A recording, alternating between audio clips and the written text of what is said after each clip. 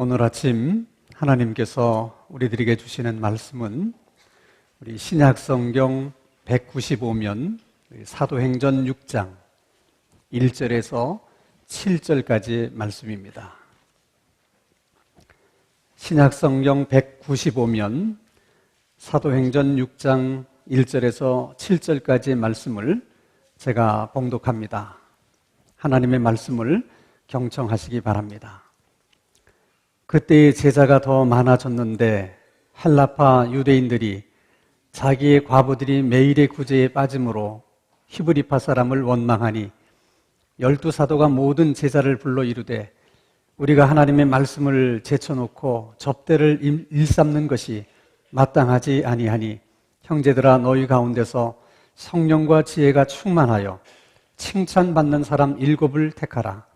우리가 이 일을 그들에게 맡기고 우리는 오로지 기도하는 일과 말씀 사역에 힘쓰리라 하니 온 무리가 이 말을 기뻐하여 믿음과 성령이 충만한 사람 스데반과 빌립과 브로고너와 니가노르와 디몬과 바메나와 유대교에 입교했던 안디옥 사람 니골라를 택하여 사도들 앞에 세우니 사도들이 기도하고 그들에게 안수하니라. 하나님의 말씀이 점점 왕성하여 예루살렘에 있는 제자의 수가 더 심히 많아지고 허다한 제사장의 무리도 이 도에 복종하니라. 아멘. 우리들이 잘 아는 것처럼 이 땅에 교회가 세워지고 그리고 교회가 시작된 것은 지금으로부터 2000여 년 전에 마가의 다락방에 120명의 성도들이 모여서 열심히 기도하는 가운데 그들에게 성령이 임하면서 교회가 시작이 됐습니다. 성령이 그들 가운데 임재하시고 그리고 성령이 그들과 함께 하셨기 때문에 교회가 될 수가 있었던 것입니다. 그래서 초대교회는 그 어떤 시대 그리고 그 어떤 교회보다도 성령이 충만했던 교회였습니다. 그 교회를 통해서 엄청난 능력과 기적들이 나타났고 교인 수는 하루가 다르게 정말 폭발적으로 증가가 됐습니다. 또 많은 성도들이 자신의 재산을 아까워하지 않고 다 교회에다가 들여서 많이 가진 자나 적게 가진 자나 또 있는 자나 없는 자나 구별 없이 모든 것을 공평하게 나누어 쓰는 그런 일도 있었습니다. 이 모든 일들이 가능할 수 있었던 것은 그 초대교회가 성령으로 충만했기 때문입니다. 근데 그렇게 성령으로 충만했던 예루살렘 교회에도 문제가 있었다는 거예요. 당시 유대인들은 똑같은 유대인이지만 이스라엘 땅에서 살고 있었던 유대인들이 있고 이스라엘 땅이 아닌 여러 이방 나라에서 살고 있었던 유대인들도 있었습니다. 같은 유대인이지만은 그런 차이가 있었기 때문에 이스라엘 땅에서 살고 있었던 유대인들은 가리켜서 히브리파 유대인이라 그렇게 불렀고 이스라엘 지역이 아닌 다른 나라에서 살고 있었던 유대인들은 헬라파 유대인이라고 불렀습니다. 초대교회인 예루살렘 교회의 교인들의 구성은 이 히브리파 유대인들과 헬라파 유대인들이 예수를 믿고 기독교인이 된 그런 사람들로 구성이 되어 있었습니다. 문제는 교회 안에 어려운 사람들이 많아서 교회가 그들을 도와주고 이제 구제금을 나눠주는데 그 구제금이 공평하게 나누어지질 않고 히브리파 유대인들 중에 어려운 사람들에게만 집중적으로 그 구제금이 전달이 됐다.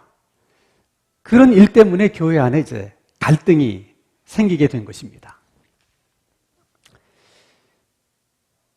우리가 이런 사건을 보면서 한 가지 깨닫게 되는 게 있어요. 그것은 교회가 성령으로 아무리 충만해도 문제는 있을 수가 있다는 것입니다. 그렇기 때문에 교회 안에 문제가 있다는 것을 이상하게 생각할 것도 없고 문제가 있기 때문에 이 교회는 믿음이 없는 교회고 은혜가 없는 교회다. 그렇게 쉽게 판단해서도 안 된다는 것입니다. 교회 안에 문제가 있다는 것이 중요한 게 아니라는 거예요. 아무리 성령이 충만해도 문제는 있을 수 있습니다. 그리고 하나님은 그 문제를 통해서 그 교회를 더 새롭게 하실 수도 있고 그 문제를 통해서 그 교회에게 더 많은 은총과 은혜를 베풀어 주실 수도 있다는 것입니다. 문제가 있고 없는 게 중요한 것이 아니라 문제가 있을 때 그 문제를 교회가 어떻게 다루는가, 그 문제를 어떻게 풀어가는가, 어떤 방법으로 문제를 해결하는가, 그게 중요한 것입니다. 정말 하나님이 원하시는 방법대로 문제를 풀어가고 해결하면 오히려 문제는 교회의 기회가 될 수 있지만은 하나님의 방식이 아닌 사람들의 방식으로 그 문제를 풀어가려고 하다 보면 그 문제는 정말 그 교회의 위기가 될 수 있다는 것입니다. 이제 우리가 궁금한 것은 그렇게 성령으로 충만했던 예루살렘 교회에 문제가 생겼는데 도대체 그 교회는 그 문제를 어떤 방법으로 해결을 했을까 하는 점입니다. 오늘 본문 2절에서 4절까지의 말씀을 보면 사도들이 이렇게 말하는 내용이 기록되어 있습니다. 우리들이 어려운 사람들에게 구제금을 나누어 주는 일은 꼭 우리들이 해야 될 일이 아닌 것 같다. 그래서 이 일을 할 수 있는 사람들을 좀 뽑아라. 그리고 우리들은 그저 기도하는 일과 말씀 사역에 우리는 전무했으면 좋겠다 하고 제안을 합니다. 자, 여러분, 오늘 우리들의 입장에서 생각해 보면 그런 제안이 전혀 놀랍지도 않고 대단한 일도 아니고 또 큰 일도 아니에요. 너무나 당연한 일입니다. 그러나 여러분, 그 당시로서는 그렇지 않았어요. 그렇게 하는 것이 정말 당연한 일이었다면 왜 처음부터 사도들이 그렇게 하지 않았겠습니까? 그게 당연한 일이 아니었기 때문에 그런 거예요. 교회 일은 하나님의 일입니다. 하나님의 일이기 때문에 이것은 아무나 할 수가 없는 일이다. 그 당시 사람들은 다 그렇게 생각했어요. 그래서 구제금을 나눠주는 것도 사도들이 한 거예요. 근데 그 사도들이 이제 우리가 하던 일을 일반 성도들에게 맡기고 너희들이 우리가 하던 일을 맡아서 했으면 좋겠다. 이런 제안은 그 당시의 기준으로 보면 정말 파격적인 제안입니다. 중요한 것은 제자들이 어떻게 그렇게 파격적인 생각을 할 수 있었을까? 그것은 제자들의 머리에서 나온 생각이 아닙니다.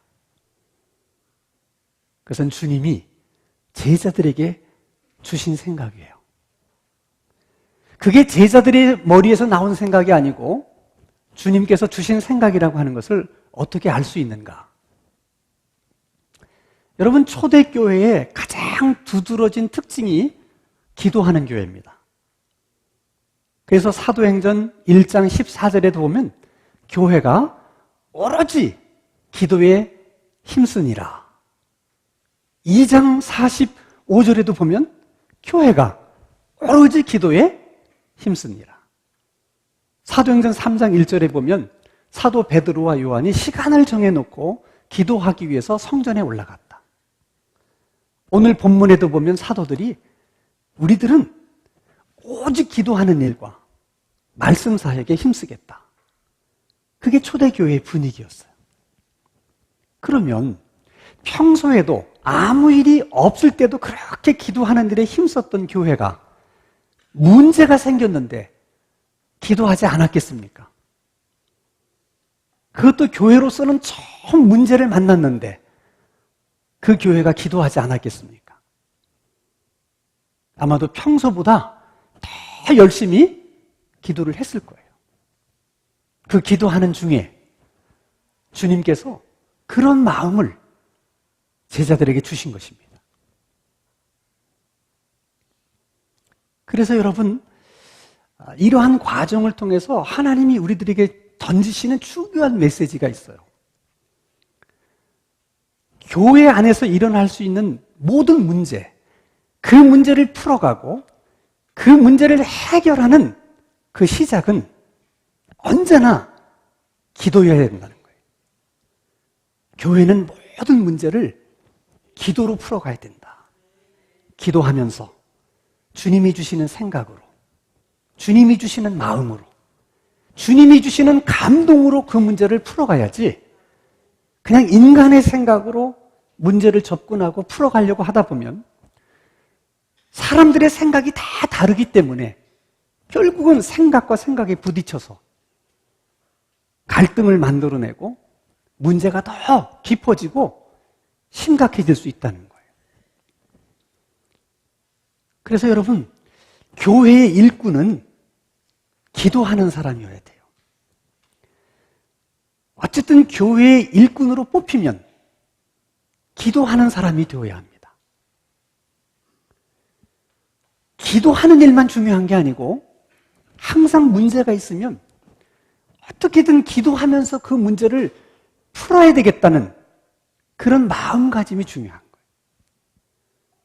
어떤 분들은 평소에는 기도를 열심히 해요. 그래서 사람들이 다 기도의 사람이라고 생각하는데 정작 문제가 생기면 기도 안 해요. 그냥 문제가 생기면 자기가 가지고 있는 지식, 경험, 자기 생각, 자기가 원하는 대로 그 문제를 풀어가려고 합니다. 그러면 안 되는 거예요. 항상 기도로 씨름하면서 그 문제를 풀어가려고 해야 되는 것입니다. 사도들은 교회 앞에서 파격적인 제안과 동시에 그러면 어떤 사람들을 일꾼으로 뽑으면 좋겠느냐? 사도들이 하던 그 일을 맡을 만한 사람, 어떤 사람이면 좋겠느냐? 기준을 제시합니다. 그게 3절이에요. 기준은 간단해요. 성령과 지혜가 충만해서 사람들에게 칭찬받는 일꾼을 뽑으라. 두 가지입니다. 하나는 성령이 충만해야 된다는 거예요. 왜 그러느냐? 성령이 충만해야 주님이 주시는 생각, 주님이 주시는 마음, 주님이 주시는 감동을 잘 느낄 수가 있는 거예요. 성령이 충만하지 않으면 아무리 주님이 생각을 주시고 마음을 주시고 감동을 주셔도 못 느껴요. 또 하나는 칭찬을 들을 수 있어야 된다는 거예요. 그것은 신뢰하는 것 때문에 그렇습니다. 일단 교인들에게 칭찬을 들을 수 있어야 교인들이 그 일꾼을 신뢰할 수 있는 거예요. 그게 주님의 일을 해나가는 데 있어서 얼마나 중요한 것인가. 예를 들어 여러분, 장로님들이 하는 일들이 꽤 많아요. 그러나 그 장로님들이 하는 가장 중요한 일은 두 가지입니다. 하나는 교인들이 하는 소리들을 많이 들어서 혹시 그 교인들의 그 소리가 주님께서 그 교인들에게 주신 마음이 아닐까? 그걸 장로님이 확인하기 위해서 기도해야 되는 거예요. 그래서 그런 소리를 듣고 열심히 기도하는 가운데 이것은 하나님이 우리 성도들에게 주신 마음인 것 같다. 그러면 그것을 당회 앞에 제안을 해야 돼요. 그러면 당회원들은 그 장로님의 그 생각이 정말 하나님으로부터 받은 그런 생각인지를 확인하는 과정이 필요해요. 그걸 위해서 의논하고 토론하는 겁니다.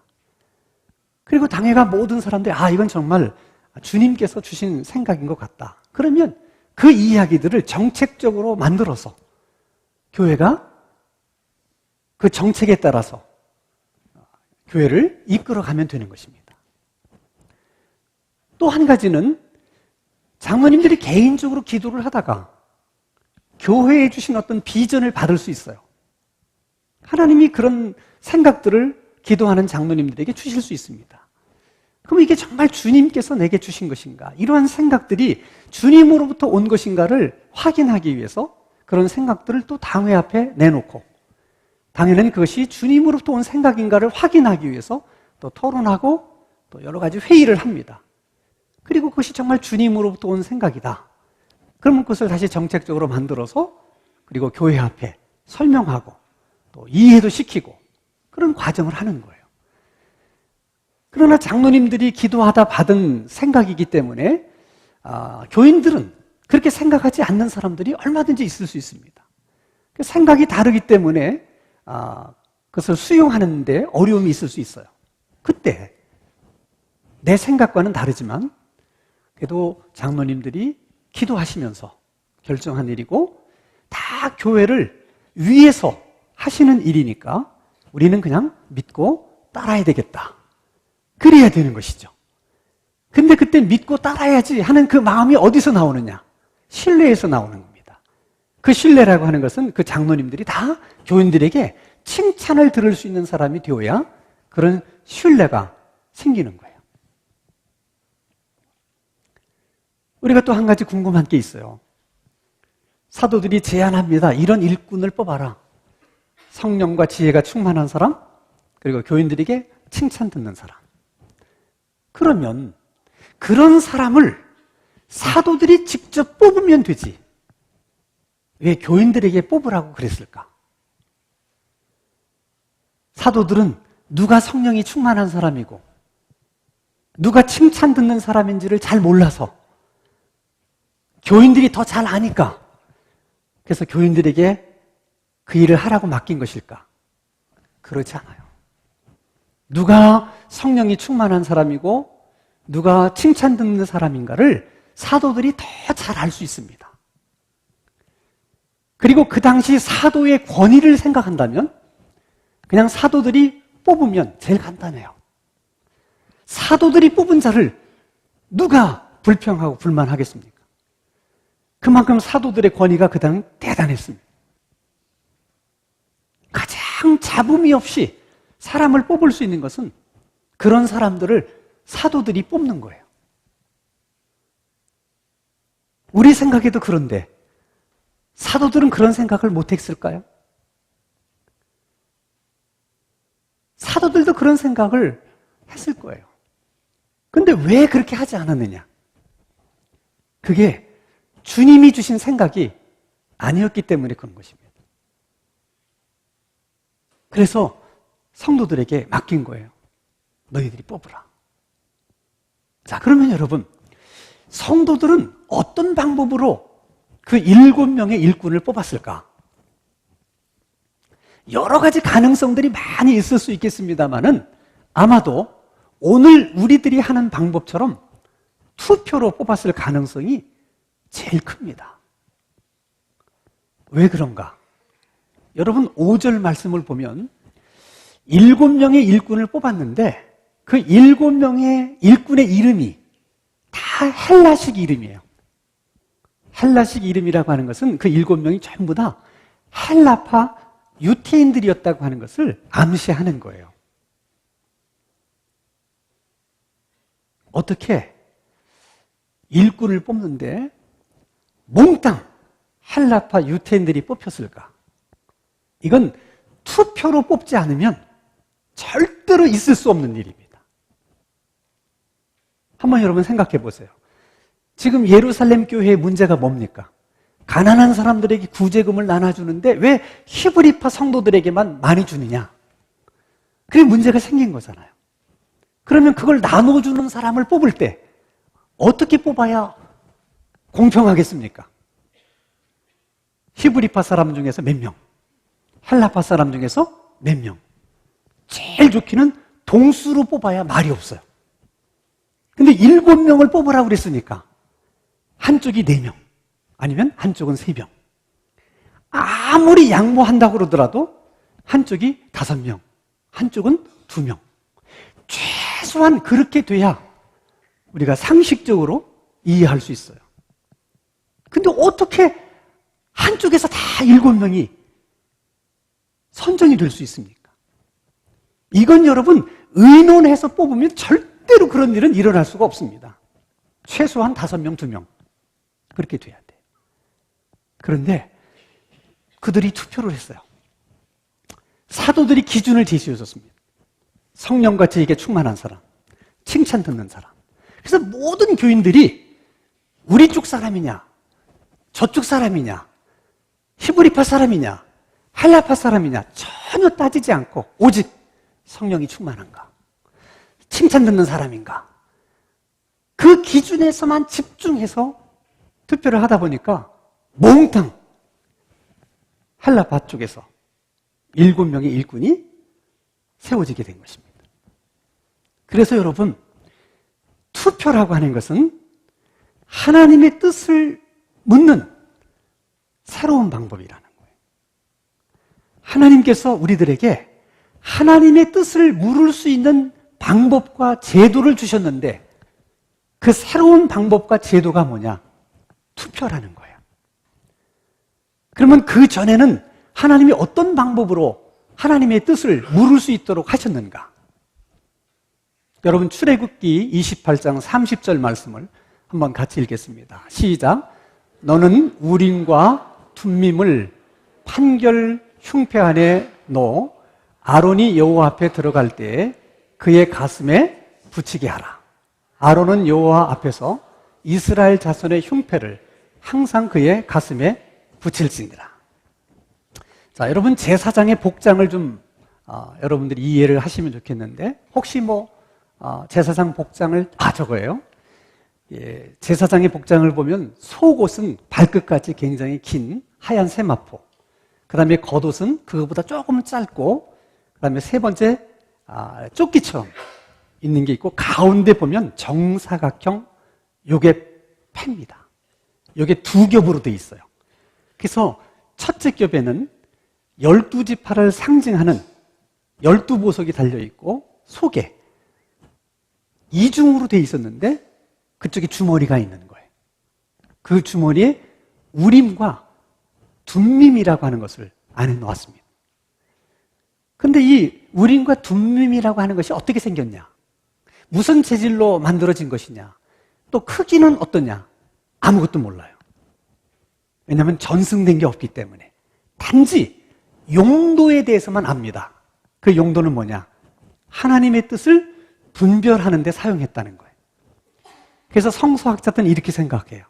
우림과 둠밈이 2개의 돌이었을 것이다. 하나는 하얀 돌, 하나는 까만 돌. 그걸 이 속에 넣고 하나님의 뜻을 묻는 일이 생기면 제사장이 이렇게 하다가 꺼내서 하얀 돌이면 하나님의 뜻이다. 까만 돌이 나오면 하나님이 뜻이 아니다. 아마도 그렇게 판결을 내렸던 것 같아요. 얼마나 간단하고 편합니까? 지금도 그렇게 한다면 너무 좋을 것 같아요.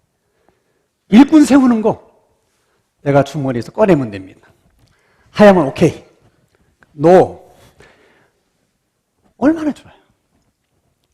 근데 왜 하나님이 그런 방법을 이제 더 이상 사용하지 않고 투표로서 하나님의 뜻을 묻고 찾을 수 있게 하셨는가?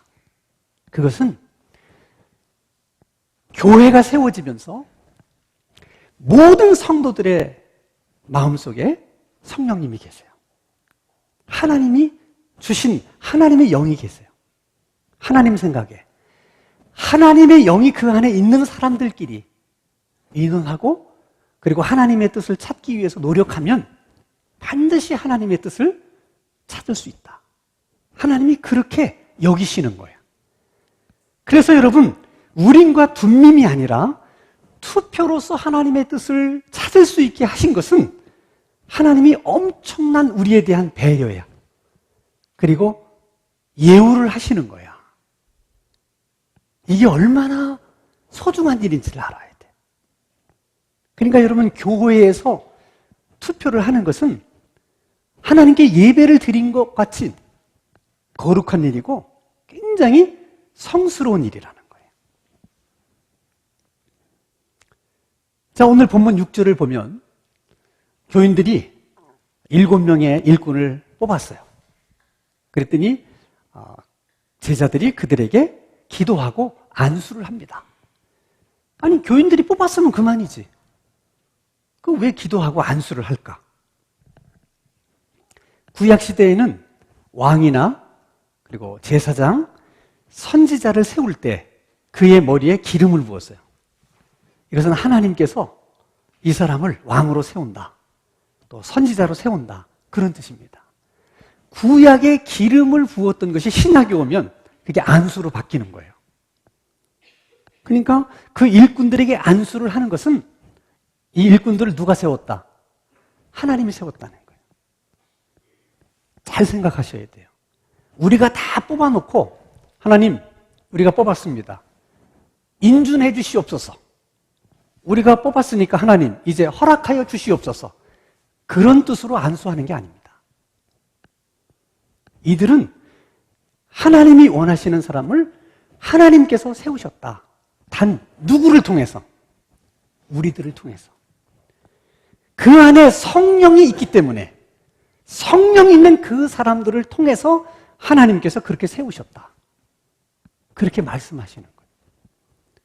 그래서 교인들이 뽑고 안수를 하면 그것은 다 주님의 뜻으로 받아들여야 되는 거예요. 여러분, 돌아오는 수요일 13일 날 국회의원 선거가 있습니다. 국회의원을 선거할 때도 교회에서 하는 것처럼 투표를 해요. 이게 형식이 너무 비슷하기 때문에 많은 사람들이 같은 것으로 생각해요. 그렇지 않아요. 형식은 같지만 내용은 전혀 다른 것입니다. 왜 국회의원을 뽑는데 투표를 하는가? 그것은 누가 이 나라의 일꾼이 될 수 있을까? 적합한 사람이 누굴까? 하는 것을 국민들에게 물어보는 거예요. 왜 그것을 국민들에게 물어보는가? 국가의 주인이 국민이기 때문에 그렇습니다. 교회에 어떤 사람이 정말 적합한 일꾼일까? 우리도 투표를 해요. 우리가 하는 투표는 교인들의 뜻을 묻는 게 아닙니다. 오해하시면 안 돼요. 똑같이 우리가 투표를 하지만 교인들의 뜻을 묻기 위해서 교회가 투표하는 게 아니라 주님의 뜻을 묻기 위해서 투표하는 거예요. 교회의 주인은 교인이 아닙니다. 교회의 주인은 주님이세요. 우리의 생각은 중요하지 않아요. 주님의 생각이 중요한 것뿐이에요. 단 그 주님이 우리를 주님의 뜻을 드러내는 일에 우리를 도구로 사용하신다는 거예요. 그러므로 여러분, 우리가 투표하는 그 행위가 주님의 뜻을 드러내는 일에 우리가 쓰임받고 있다고 하는 놀라운 사실이에요. 그게 여러분 얼마나 중요한 일인가를 아셔야 돼요. 자, 예루살렘 교회가 주님이 주신 생각을 가지고 그 문제를 풀었어요. 그랬더니 어떤 결과가 생겼느냐? 7절 말씀을 보니까 하나님의 말씀이 점점 더 왕성해지고 예수를 믿는 자의 수가 점점 늘어나고 많은 제사장들까지도 복음 앞에, 교회 앞에 굴복했다. 그렇게 얘기합니다. 한마디로 교회가 성장했고 교회의 권위는 강화되었다는 거예요. 어떻게 그런 일이 일어날 수 있었는가? 간단합니다. 주님이 주신 생각으로 그 문제를 풀었기 때문에 하나님이 예루살렘 교회에 그렇게 축복하신 거예요. 그 신앙적인 원리는 지금도 마찬가지입니다. 그래서 여러분, 투표하는 일에 대한 새로운 인식이 필요해요. 이것을 통해서 우리가 주님의 뜻을 묻는 것이다. 우리는 그 뜻을 드러내는 일에 지금 쓰임을 받고 있다. 이런 마음가짐이 필요해요. 그럼 여러분들이 일꾼을 뽑을 때 어떻게 하면 좋으냐? 간단합니다. 주님이 주신 기준, 이분이 성령이 충만한 사람인가? 그걸 보세요. 잘 모르겠어요. 두 번째, 그 사람의 교인들 앞에 칭찬 듣는 사람인가? 목사님, 저는 주일날 그저 예배만 드리고 가기 때문에 아무것도 몰라요. 그래서 그분들을 위해서는 교회가 후보자들의 신상을 자세히 적어서 팜플렛을 만들어서 다 나눠드리는 거예요. 이제 예배 끝나고 나갈 때 한 분씩 받아가고 가셔서 일주일 내내 한 번씩 보세요. 보시면서 하나님, 주님의 뜻을 드러내는 일에 내가 도구로 쓰임받기를 원합니다. 어떤 사람이 좋겠습니까? 하고 보면 괜히 끌리는 사람이 있어요. 마음이 가는 사람이 있어요. 그 사람 찍으면 돼요. 그게 여러분 정확하게 일꾼을 선별하는 데는 부족해요. 그러나 교인들을 모르는 상황 속에서 할 수 있는 최선의 길이기 때문에 그렇게 하는 것뿐이에요. 언제나 우리는 우리가 할 수 있는 최선을 다하면 돼요. 그 다음 일은 하나님이 하시는 거예요. 부족해도 다 하나님이 모든 것을 합력해서 결국은 주님이 자신의 뜻을 이루어내십니다.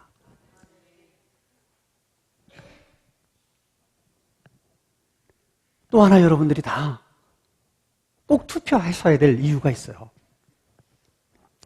여러분들이 신당중앙교회 교인이 될 때 교회가 아무 생각 없이 여러분들을 교인으로 받아들인 게 아닙니다. 여러분 세례를 받고 신당중앙교회 세례교인이 됐을 때를 다 기억하시나요?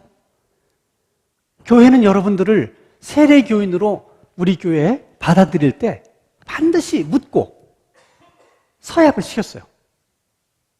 그 서약하는 얘기를 듣고 받아들인 거예요. 4가지를 물었습니다. 그 4번째 항목이 뭔 줄 아십니까? 여러분은 교회의 관할과 치리에 복종하고 교회의 덕을 세우는 일에 힘쓰며 교인으로서의 의무와 권리를 바르게 행사하기로 서약하십니까? 네, 서약합니다. 그래서 우리가 여러분들을 우리 교회 교인으로 받아들인 거예요. 교인으로서의 의무와 권리를 바르게 행사하는 첫 번째 일이 투표하는 일입니다. 여러분들이 하나님 앞에 모든 교회 앞에 서약한 그 서약을 지키는 첫 번째 일이 투표하는 일입니다. 그걸 통해서 여러분이 우리 교회 교인이 된 것이고 우리 교회 교인이라고 말할 수 있는 것입니다. 여러분 스스로가 정말 나는 신당중앙교회 교인이라고 생각하시면 여러분의 그 의무와 권리를 바르게 행사하셔야 됩니다. 하나님 앞에서 서약한 그것을 반드시 지키셔야 됩니다. 그래야만 여러분들이 우리 교회 교인이라고 말할 수 있는 거예요. 우리가 주님이 주신 생각을 가지고 그리고 교회 일꾼을 뽑으면 하나님께서 예루살렘 교회를 축복하셨던 것처럼 우리 교회도 축복해 주십니다. 교회가 복을 받는다는 것은 곧 우리들이 복을 받는 거예요. 그래서 여러분 일꾼을 세우는 일은 교회뿐만 아니라 우리 모두에게 복된 일입니다. 바라기는 교회 일꾼을 새로 뽑는 이 일을 통해서 그리고 정말 우리가 하나님의 뜻을 드러내기 위해서 내가 쓰임을 받는다. 그런 마음 자세로 투표에 임하게 될 때 우리 교회가 그 일로 인해서 더 건강해지고 우리 교회 교인들이 더 행복한 신앙생활을 할 수 있는 그런 하나님의 은혜가 우리 모두에게 있게 되기를 주님의 이름으로 축원합니다. 기도하십시다. 거룩하신 하나님 아버지, 다음 주일에 우리 교회 일꾼을 뽑는 장로 투표가 있습니다.